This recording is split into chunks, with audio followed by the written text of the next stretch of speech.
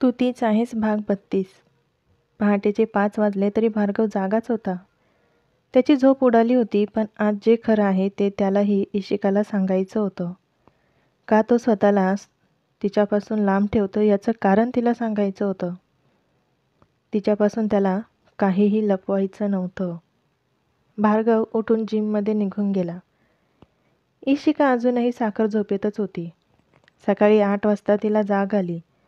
उठताच तिच्या डोक्यातून एक चमक गेली तसं तिने डोकं पकडलं. डोकं काय इतकं दुखायला लागलं? ती दोन्ही हाताने डोकं दाबत म्हणाली. हे घे, म्हणजे बरं वाटेल. तिला भार्गवचा आवाज आला तसं तिने हळूच मान वर करून बघितलं तर समोर अर्धी ड्रिंकची बॉटल घेऊन भार्गव उभा होता. हे काय आहे? इशिका म्हणाली तशा त्याने भुवया उंचावल्या. तुला खरंच माहीत नाही हे काय आहे? थोडं आठवण्याचा प्रयत्न कर. तो आता तिच्या समोर येऊन बसला आणि ती बॉटल तिच्या नजरेसमोर धरली. इशिकाने एक आवंडा गिळला आणि त्या बॉटलकडे बघितलं. तिला ती बॉटल ओळखीची वाटली. थोडं जोर देऊन विचार केल्यावर तिला आठवलं की यातूनच एक पॅक तिच्या आत्तूने तिला बनवून दिला होता, पण टेन्शनमध्ये तिने अर्धी बॉटल खाली केली होती. त्यानंतरचं तिला काहीच आठवत नव्हतं. ओळख पटली? त्याने विचारलं तसं ती काहीच बोलली नाही. मला वॉशरूमला जायचं आहे, ती खाली मान घालून म्हणाली. तिथे गेल्यावर आठवेल का? तो म्हणाला तसं तिने त्याच्याकडे बघितलं, पण परत खाली मान घातली. मी बाहेर तुझी वाट बघत आहे, लवकर ये, असं म्हणून तो रूम बाहेर गेला. इशिका, हे काय केलंस तू? आत्तूने केलेला प्लॅन पण फेल गेला. या माणसापुढे कोणीच टिकू शकत नाही. जो माझ्या आत्तूच्या प्लॅनवर पाणी फिरवू शकतो, तो माणूस कसा आहे याचा अंदाज तू लावू शकते. माझी आत्तू मामूंना फिरवण्यात टॉपर आहे आणि तू मात्र 0 आहेस. तुला जराही या मिस्टर बीबीला फिरवता येत नाही. तेच तुला गरागरा फिरून जागेवर आणून ठेवतात. आता काय तोंड घेऊन जाशील तू त्यांच्यापुढे? काय सांगणार आहे? रात्री काय झालं, काय केलं तुलाच आठवत नाही. ती तिच्या डोक्यावर 3-4 फटके मारत म्हणाली. काहीतरी करावंच लागेल. ती इकडे तिकडे बघायला लागली. तितक्यात तिच्या डोक्यात एक आयडिया आली. इशिका, थोड्या वेळाने भार्गव रूममध्ये आला. तिची इतक्या वेळ वाट बघूनही ती आली नाही, म्हणून तोच तिला बघायला आला. इशिका, इशिका अजून आतच आहेस का? तो बाथरूमचा दरवाजा वाजवत म्हणाला. पण तितक्यात दरवाजा उघडल्या गेला. तसं त्याने आत बघितलं तर ती आत नव्हती. कुठे गेली? तो इकडे तिकडे बघायला लागला. त्याला वाटलं तिची रात्रीची नीट उतरली नसेल, तर कुठेतरी पडली असेल, म्हणून तो रूमभर शोधायला लागला. बाहेर गॅलरीत जाऊन बघून आला, पण ती कुठेच नव्हती. त्यांनी खाली नोकरांना आवाज देऊन इशिकाबद्दल विचारलं, तर तिला कोणीही बघितलं नव्हतं. त्याने फोन करून बाहेर गेटवरच्या गार्डला विचारलं, तर ती तिथूनही बाहेर गेलेली नव्हती. आता त्याला टेन्शन आलं. इशिका गेली तर कुठे गेली? सगळ्यांना पॅलेसमध्ये शोधायला लावलं. सगळीकडे इशिकाची शोधाशोध चालू झाली. कुठे गेली ही मुलगी? तो टेन्शनमध्ये केसांमधून हात फिरवत म्हणाला. तितक्यात त्याला त्याच्या कबर्डमध्ये हालचाल जाणवली. ओ गॉड! तो गालात हसला आणि कबर्डकडे गेला. प्लीज प्लीज प्लीज गॉड, मी त्यांना दिसली नाही पाहिजे. रात्री केलेल्या पराक्रमानंतर मी त्यांना आपला चेहरा नाही दाखवू शकत. प्लीज इथेच राहू दे, माझी हेल्प कर. ते बाहेर गेले की मी इथून लगेच पळून जाते. ती हात जोडून डोळे गच्च मिटून बसलेली होती. तितक्यात तिला कबर्डचा दरवाजा उघडल्याचा आवाज आला तशी ती स्तब्ध झाली. हाय इशिका डार्लिंग. त्याचा आवाज तिला तिच्या कानाच्या अगदी जवळ आला. त्याचे गरम श्वास तिला लागताच तिने डोळे उघडले तर त्याचा चेहरा तिच्या अगदी समोर होता. त्याचे नशिले डोळे तिला वेड लावण्यासाठी पुरेसे होते. त्याने तिला दोन्ही हातांवर उचलून घेतलं तशी ती चकित झाली. भार्गवने तिला बाहेर गॅलरीमध्ये सोफ्यावर बसवलं आणि तो तिच्या बाजूला बसला. इशिका स्वतःला व्यवस्थित सावरत बसली. तिला वाटलं आता पकडल्यावर त्याची बोलणी खावी लागतील, पण तो शांत होता.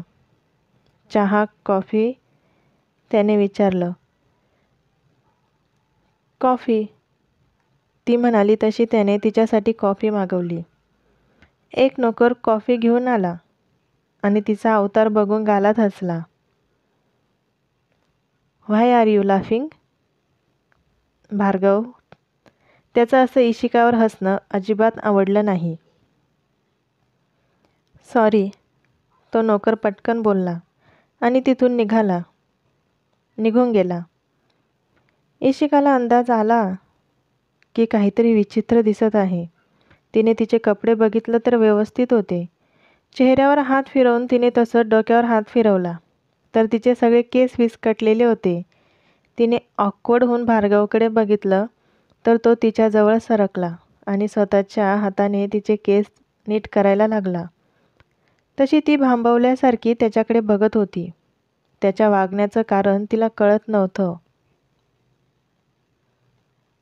तुला माझ्याकडून काही प्रश्नांची उत्तरे हवी होती, म्हणून रात्री तू ड्रिंक करून आली होती ना? तो तिचे केस व्यवस्थित करत म्हणाला. तसं तिने त्याच्याकडे एकटक बघणारी आपली नजर खाली केली. तुला आज तुझ्या सगळ्या प्रश्नांची उत्तरे मिळतील. आधी कॉफी घे. अजून एकदा वॉशरूमला जायचं असेल तर जाऊन ये. शॉवर घेऊन ये. तो थोडा बाजूला झाला. मला आता फक्त उत्तरं हवी आहे, ती म्हणाली. ठीक आहे, 1 मिनिट, मी आलोच, भार्गव म्हणाला आणि आत रूममध्ये गेला. तो येईपर्यंत तिने पटकन कॉफी पिऊन घेतली. आता तिचा मेंदू जागेवर आल्यासारखं तिला वाटलं. भार्गव हातात एक फोटो घेऊन आला आणि तिच्यासमोर पकडला. इशिकाने तो फोटो हातात घेतला आणि तिला जबरदस्त शॉक बसला. कारण त्याने जो फोटो दिला त्यात त्याच्यासोबत असलेली जी मुलगी होती ती मुलगी हुबेहूब इशिकासारखीच होती. जान्हवी, माझी सिक्रेट गर्लफ्रेंड. तो म्हणाला तसा तिला दुसरा धक्का बसला. तिचे हृदयाचे ठोके वाढले. प्रेम करायचो आम्ही एकमेकांवर, भार्गव म्हणाला आणि इशिकाजवळ बसला. त्याने तो फोटो आपल्या हातात घेतला आणि जान्हवीच्या चेहऱ्यावरून हात फिरवला. प्रेम करायचे म्हणजे? इशिकाला समजलं नाही म्हणून तिने विचारलं. तिच्यासाठी हा खूप मोठा धक्का होता, पण तिला खरं जाणून घ्यायचं होतं म्हणून तिने काळजावर दगड ठेवून त्याला प्रश्न केला. म्हणजे आता ती या जगात नाही आहे? तिला वाचवण्यासाठी ती माझी गर्लफ्रेंड आहे हे मी कधीच जगासमोर येऊ दिलं नाही. कधी कोणत्या मुलीला आपल्या आयुष्यात जागा दिली नाही. लग्न करणार होतो आम्ही. त्यानंतर मी तिला जगासमोर आणणार होतो. पण कदाचित आम्ही एकमेकांसाठी बनलोच नव्हतो. ज्या दिवशी आम्ही कोर्ट मॅरेज करणार होतो त्याच दिवशी तिचा ॲक्सिडेंट झाला. तिचा तो ॲक्सिडेंट नव्हता तर मर्डर होता आणि ज्याने कोणी तिला मारलं आहे त्याच्यापर्यंत मला पोहोचायचं आहे. जोपर्यंत तिचा खून करणारा मिळत नाही तोपर्यंत मी शांत बसू शकत नाही. तो त्या फोटोकडे बघून बोलत होता. इशिकाने त्याच्या हातात असलेल्या फोटोकडे बघितलं तर एक निरागस मुलगी त्याच्या मिठीत होती आणि खूप प्रेमाने त्याच्याकडे बघत होती. भार्गवही तितक्याच प्रेमाने तिच्याकडे बघत होता आणि त्यावेळेस कॅप्चर केलेला तो फोटो खूप सुंदर होता. दोघांच्या डोळ्यात एकमेकांसाठी किती प्रेम होतं.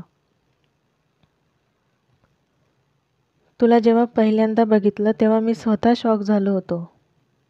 माझी जान्हवी परत आली म्हणून मला लवकरात लवकर तुझा शोध घ्यायचा होता. तुला शोधल्यानंतर ज्या दिवशी रात्री मी तुला पार्टीत भेटलो आणि माझ्या मिठीत आली, तेव्हाच मी पूर्ण भानावर आलो. आणि तू माझी जान्हवी नाही, फक्त तिच्यासारखी दिसणारी आहे याची जाणीव होताच मी तुझ्यापासून लांब झालो. तो तिच्या डोळ्यात बघत म्हणाला.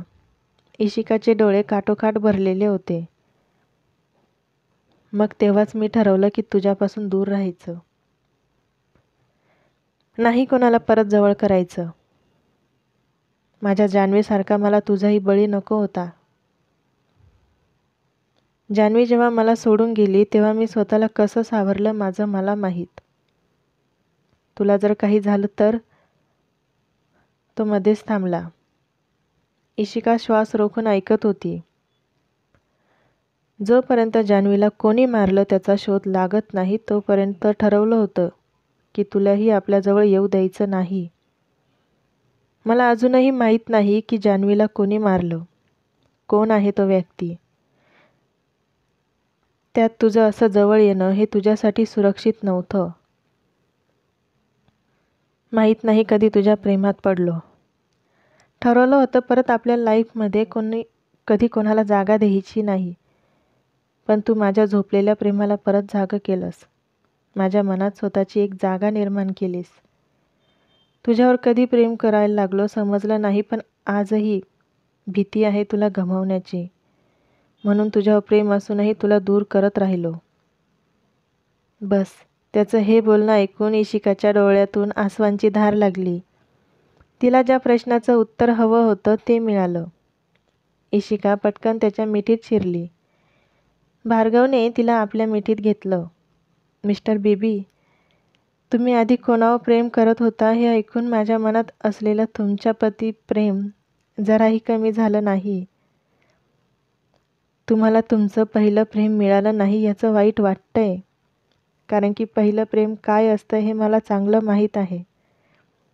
पण तुम्ही आत्ता मला गमावण्याच्या भीतीमुळे मला स्वतःपासून दूर ठेवत आहात. तुमच्या मनात भीती आहे माझा कोणीतरी जीव घेईल, त्यामुळे पुढे माझा जीव जाईल का नाही माहीत नाही. पण जर तुम्ही मला असंच दूर करत राहिला तर मात्र ही इशिका जिवंत नाही राहू शकत. ती म्हणाली तसं त्याने पटकन तिच्या तोंडावर हात ठेवला आणि खूप रागात तिच्याकडे बघितलं.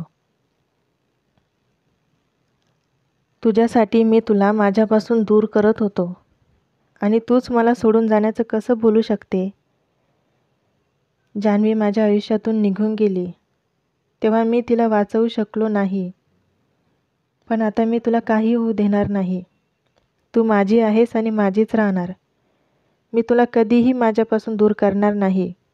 माझं पहिलं प्रेम जरी तू नसली तरी माझ्या शेवटच्या श्वासापर्यंत मी जिच्यावर प्रेम करेल ती कोण आहे माहीत आहे. तो म्हणाला तशी ती हसली. ती तूच आहेस. माझं प्रेम आहेस तू. माझा श्वास आहेस तू. माझं आयुष्य आहेस तू. तो तिच्या कपाळाला कपाळ लावून म्हणाला. इशिकासाठी आजचा दिवस आयुष्यातला सगळ्यात आनंदाचा दिवस होता. तिचं प्रेम तिला मिळालं. भार्गवला भीती वाटत होती की त्याचं पहिलं प्रेम जान्हवी आहे हे कळाल्यावर इशिका त्याच्यापासून दूर होईल आणि परत एकदा त्याला प्रेमाचा विरह सहन करावा लागेल. पण नाही. त्याची इशिका खूप समजदार होती. तिने त्याच्या पहिल्या प्रेमासहित त्याला परत एक्सेप्ट केलं होतं. त्याला समजून घेतलं होतं. आय लव्ह यू गर्ल, ती म्हणाली तसं त्याने यावेळी तिच्याकडे आश्चर्याने बघितलं. या नावाने त्याला फक्त त्याची मॉम बोलवायची. I love you so much, तो तिच्या गालावर ओठ टेकवत म्हणाला. तसे तिने डोळे बंद केले. भार्गवला तिचा इशारा कळाला तसं त्याने तिच्या मानेत हात घालून तिला जोरात आपल्याकडे ओढलं आणि तिला वाईल्ड किस करायला लागला. इशिका त्याला साथ देत होती, पण तिला त्याचा स्पीड पकडता येत नव्हता. भार्गवने तिला उचलून आपल्या मांडीवर बसवलं आणि तिच्या ओठांवर तुटून पडला. हळूहळू त्याचे ओठ तिच्या गळ्यावरून मानेवरून बेभानपणे फिरायला लागले. इशिका त्याच्यामध्ये हरवून गेली. अबोली, अबोली, गुड मॉर्निंग जान. अग्ने अबोलीला झोपेतून उठवत होता. झोपलेल्या माणसाला उठवता येतं, पण झोपेचं सोंग घेतलेल्याला कसं उठवायचं? तिची सगळी नाटकं अग्नेला पाठ झाली होती. अबोली, तू जागीच आहेस हे मला माहीत आहे. त्यामुळे पटकन उठ. मला तुझ्याशी बोलायचं आहे. अग्ने म्हणाला तसं ब्लँकेटमधून मिचमिच डोळे करणाऱ्या अबोलीने घट्ट डोळे मिटून घेतले. अबोली, तुला शांत का बसता येत नाही? आता तुझं काही खरं नाही. ती तोंडातल्या तोंडात पुटपुटली. तितक्यात तिच्या अंगावरचं ब्लँकेट अग्नेने ओढून बाजूला फेकलं. अबोली, जीविका आणि दीपक आले आहे. त्यांना तुझ्याशी बोलायचं आहे. अबोलीने डोळे घट्ट मिटून घेतले होते म्हणून अग्नेने जीविका दीपकचं नाव घेताच तिने खाडकन डोळे उघडले. खरंच? ती पटकन उठून बसली. हो, खरंच. तू रात्री जे काही केलं ते त्यांच्यापर्यंत पोहोचलं आहे. तो म्हणाला तशी तिची भीतीने गाळण उडाली. मिस्टर सहस्त्रबुद्धे, मी जे केलं ते इशूसाठी केलं. तिला तिचं प्रेम मिळावं म्हणून केलं. अबोली घाबरलेल्या अवस्थेत म्हणाली. आय नो जॅन, तुझा हेतू जरी चांगला असला तरी तू जो प्लॅन केला तो चुकीचा होता. इशूचं असं ड्रिंक करणं भार्गवला आवडलं नाही तर? आधीच तो तिच्यापासून अंतर ठेवून राहत होता. आता तर त्याने तिला कायमचं दूर केलं असतं. तो म्हणाला तशी तिने नजर खाली केली. पण तुझा प्लॅन चुकीचा असला तरी वर्क करून गेला. तो गालात हसला तशी तिने पटकन नजर वर केली. म्हणजे इशू, भार्गव? ती हाताची बोटं एकमेकात गुंतून म्हणाली तशी त्याने मान हलवली. अबोली पटकन उठून त्याला बिलगली. तो उभा असल्यामुळे त्याने तिला वरच्यावर उचललं. म्हणजे आता सगळं ठीक झालं? ती म्हणाली तसा त्याचा हसरा चेहरा गंभीर झाला. पण त्याने तिला दिसून नाही दिलं. सगळं ठीक झालं. तो म्हणाला, पण काहीच ठीक नव्हतं. आता तर जास्त टेन्शन वाढलं होतं. आजचा भाग इथेच संपत आहे. लवकरच भेटूया पुढच्या भागात. चॅनलला सबस्क्राईब करायला विसरू नका आणि कमेंट्स करायला पण विसरू नका.